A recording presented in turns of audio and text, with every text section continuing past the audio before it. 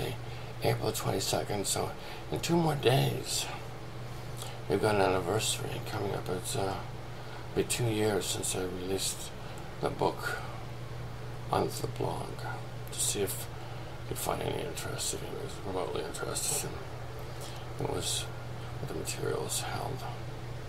I think we've got some interest. I don't know what it means to have about 85,000 page views. Some of the page views netting 450 print pages of data. I think I'm pleased with the results so far. Like,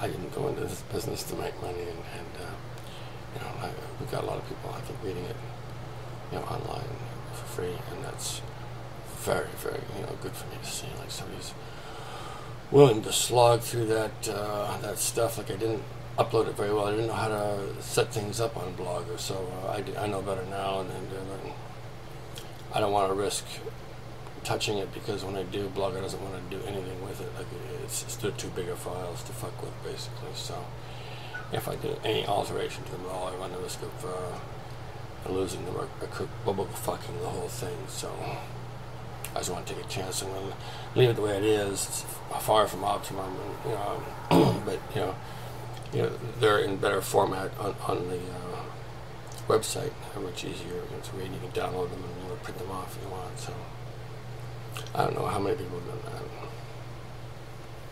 Likely several hundred. So the book's being read, and that satisfies me. So I'm happy with this. A lot of things I'm not happy about, and what's new, right? So I don't think I'm ever really going to be happy about everything for a while. I don't want to have to wait until I'm happy about absolutely everything to hold you in my arms. Okay. Like, not there, Rhoda. I gotta tell you.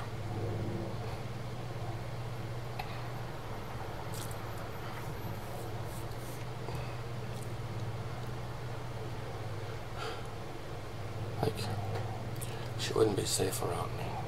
Neither would you. I don't know what the fuck these guys are doing. Understand? Like, I couldn't be in the same bed with you, with both of you girls, and I'd be sleeping with both of you. I would. How's that?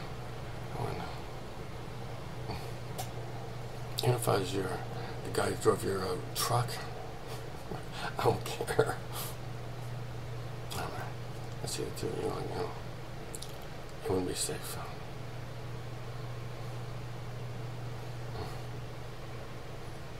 I'd find a way. I would. I really would.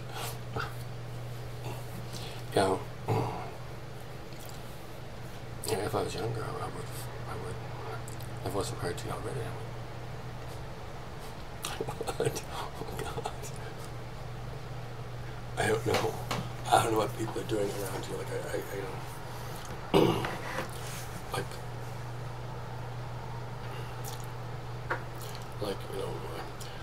I would never, ever think of marrying a woman that I hadn't had sex with, like a lot. In my rules. But I'm marrying you, and I am floored by the sensuality of David Emanuel, both for me and yourselves and others. I'm inspired by it, collectively and singularly.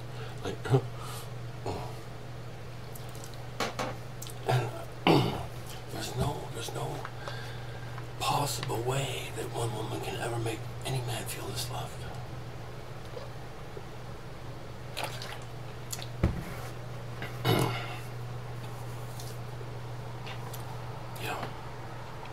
I took 4 to completely, absolutely,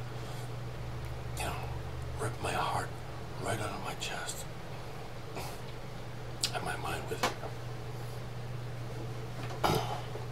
So all I had was empty beating space, and I had to fill it wherever I want. And so I fill it.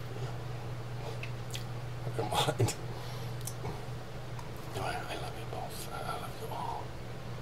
desperately. And we're getting closer every day. I know it, and it helps me sleep better. It's really, I'm actually starting to feel pretty good. You know, like, I know you're not gonna forget about me by tomorrow noon.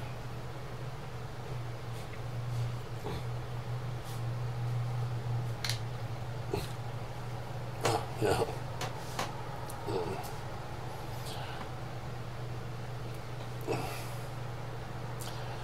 I've been the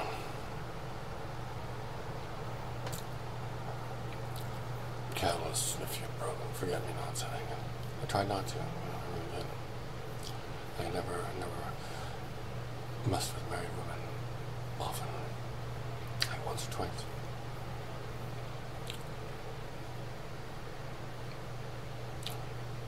When any guy that I know, his girlfriend, the other men would ask me after, I was no longer seeing him, if it was be okay if I took her out, and I always want them to do so.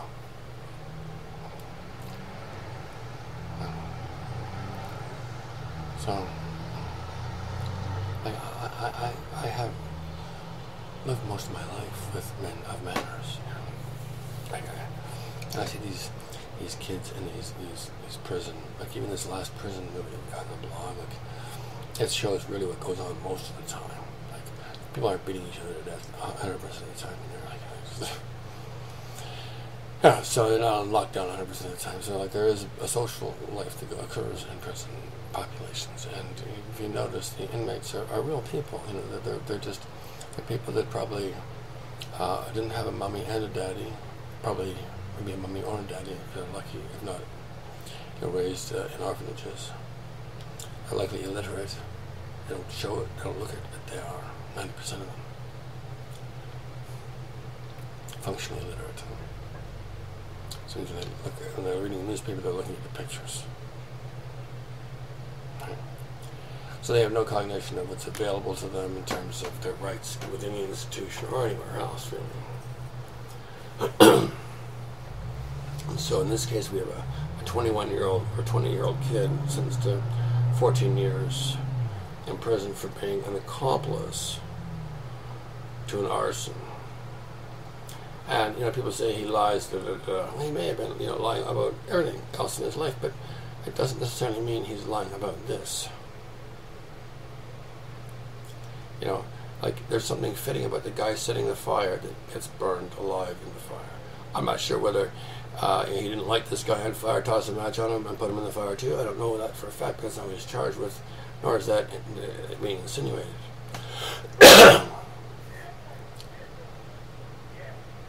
Like 14 years, what's difference is 14 years going to make from like 5? Well, 5 years is a long time for a kid that age. He'll never forget that. Never. And even if he is the best liar in the world, he does lying with heart. So he knows what works. And like he didn't lie. He said, I think he's a little hard on himself because, if that was the truth, he was not in fact lighting the fire. He was coaching other people to light the fire. It's the story. I don't know. I'm ignorant of the details of the case, but for sure the sentence is on a 20-year-old boy. I don't think he'd been in a lot of trouble before. I don't remember correctly if he had or not, but 14 years, first offense. That's the state feeding uselessly on its young, I think. It's my view. Start handing out 14-year sentences to men under 30 years old. Just don't do it. Look where they grow up in. Ghettos. Lower middle class families where parents are always striving for a dollar, never have enough money for any type of fun or any type of anything at all. Most of America lives this way.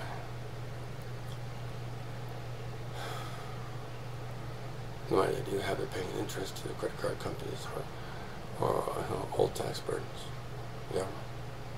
They're sucking your blood, basically, and you're letting them.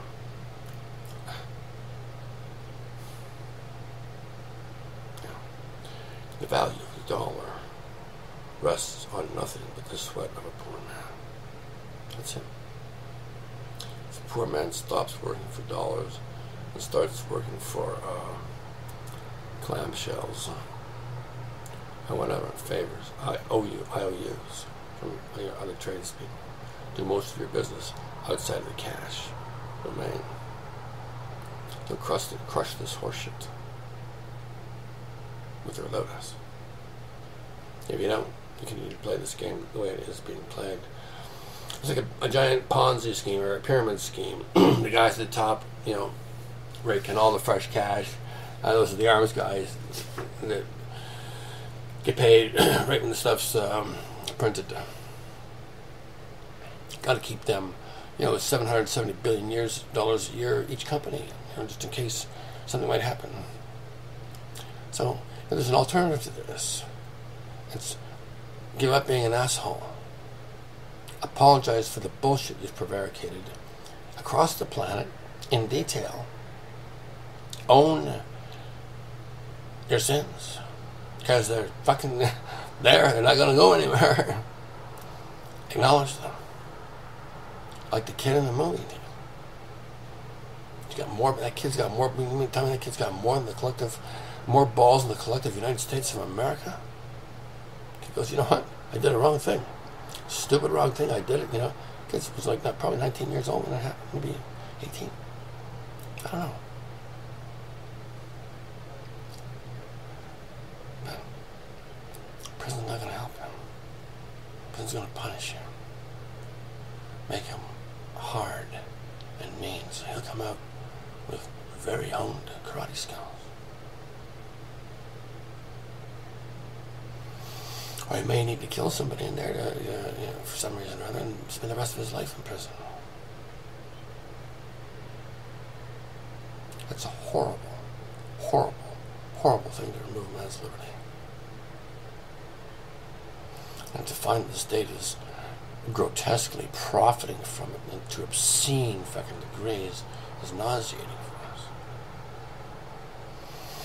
So as I was saying, some things are very pleasing, like your love is pleasing, my darling. I can't say enough. But like we need to deal with this stuff as well, and so we continue to do these tapes and to speak as many. Like the entire cabinet of the country of Canada, every member of Parliament in this country, the Canadian members of Parliament, got our sketches of blue. Nice. The Catholic Church got our Princess of Rome. Nice. Left it in the cathedral down my street. Myself. So either somebody read it and trashed it, or no, I'm not sure. I don't do it to trust it. You see, as long as they can pretend I don't exist, as long as they can refuse to confront the issues that I'm going to bring up, they feel the longer suck they've got, basically. I think most of them are pretty, clear the jig is up. They knew how to end someday. But this Ponzi scheme, this currency horseshit that the United States is prevaricating on the globe, I just am very, very glad. I don't own a whole lot of US dollars right now. I feel absolutely nothing supporting the value of U.S. currency other than a crushing debt load on your lower income population.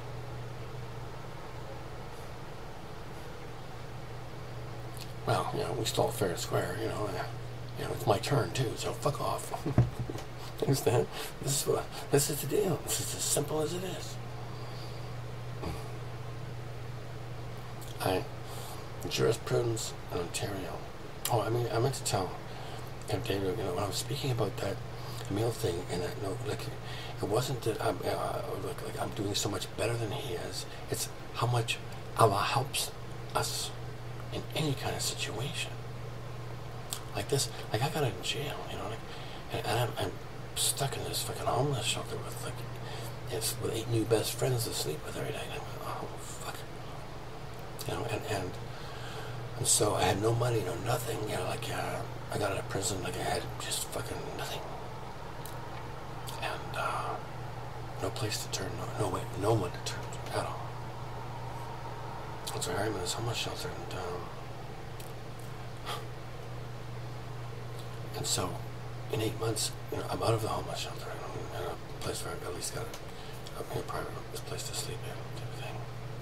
Still funded by the government, but it's crooked as a dog's hind leg right from the get-go.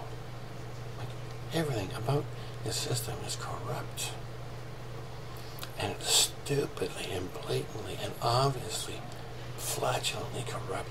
It's impossible not to notice the stench of it when I bring it up. And they've got no defense at all.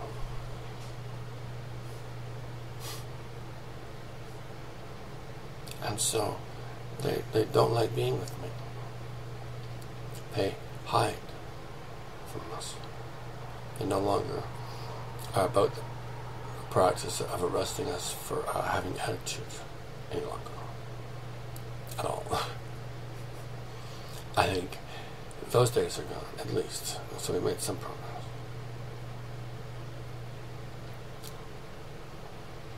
Still refusing to respond to their pervert annual reporting scenarios. They're coming to my house, begging me, you know, you got to do this, you know, because somebody will arrest you for if you know, it might not be me, somebody might arrest you. Right? Like, I'm not going to bow to this bullshit. Like, it's just fucking disgusting. It's rotten right to the fucking core. In both the United States and Canada, it's despicable. Like, these are human beings. And the state to, you know, cavalierly chop off 7.5 years, 15 years of people's lives. That they, like, for doing stuff, like, they're trying to succeed in a system that depresses them to start with. You know, the cops are selling them their dope. The kiddie porn cops are selling their kiddie porn guys. Understand? Like, the state has decided to be in charge of crime, so, like, rather than having to fight it, they just own it. This is what's happened. And so, and they made a profitable business out of incarcerating people because they got fiat money. As the Ponzi scheme I'm telling you about was pretty morbid. Morbid. You know, never ran into it. Now that, we'll get our fingers in there first, make sure we skim off you know, a good percentage for our hard years of public service. We're old. Unfortunately, it's unwritten law. And you never tell about how much the last guy stole, because it might fuck up your ability to steal when it's your turn to walk out of office. You know, like Bush did. Holy fuck. Anyway, so like, you know, just like, you know, being in prison twice on those charges, stealing from children, and not a single inmate laying a finger on us. Not once.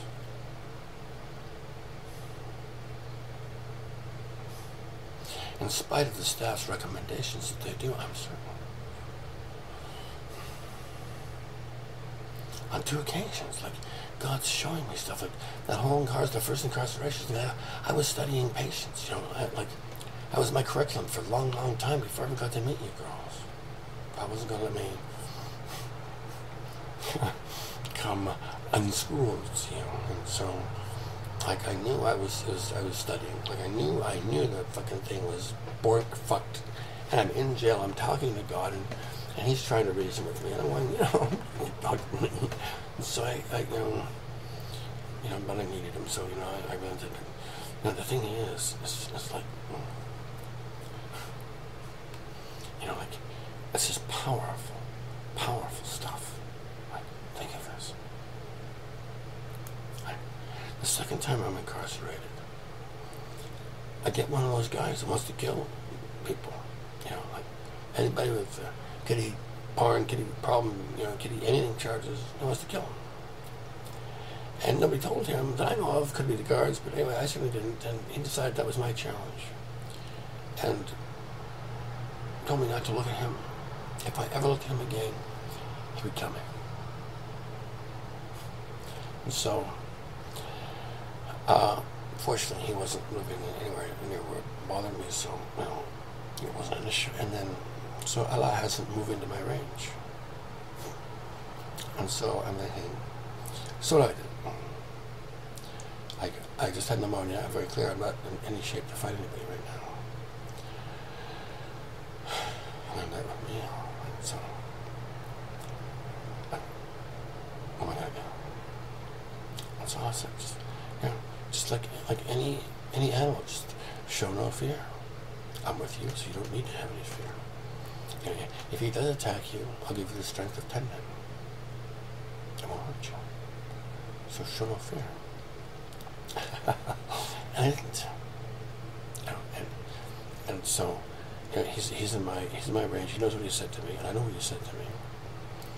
And but he sees that all the other guys are kind of hanging out with me and reading the stuff like I'm writing them the poetry for their girlfriends and shit. And I'm reading books every day, and I'm always reading books or writing something. And so, within 30 days, this man was writing poetry himself and bringing it to me every day for my approval.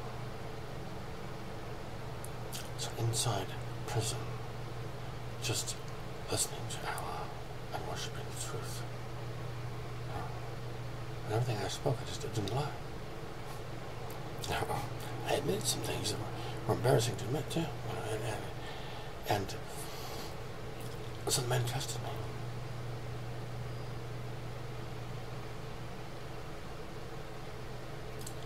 I mean, with 24 people that never met before, all of them trust me. Before I left. No one will hurt me. No matter what my chances were.